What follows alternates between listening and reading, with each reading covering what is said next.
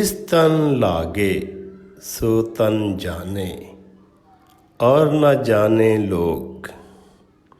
मन की पीड़ा जाने जिसको जी का लागे रोग। मैं सबको खुश करने की कोशिश में जीने के ख्याल पर पला बड़ा हूँ।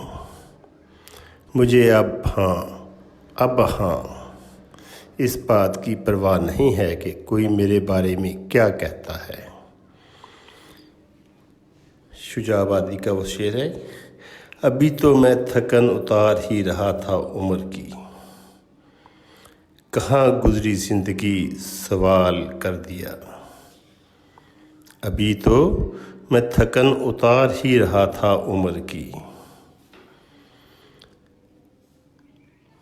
और शुजाबादी का पंजाबी शेर है। मिक्कू दर्दां कीते अदमोया, मिक्कू दर्दां कीता अदमोया, मेंडे दर्दां वडा मिक्कू आसरा दे।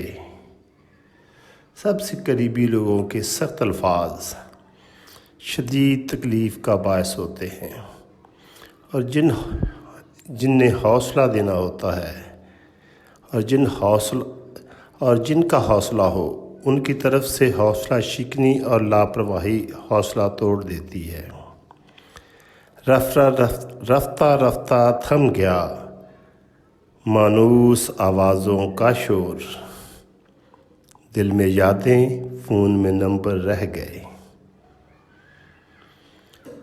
अब फैसला नसीब पे छोड़ा, जो हो सो हो। अब तो हमारे हाथ में कुछ भी नहीं रहा।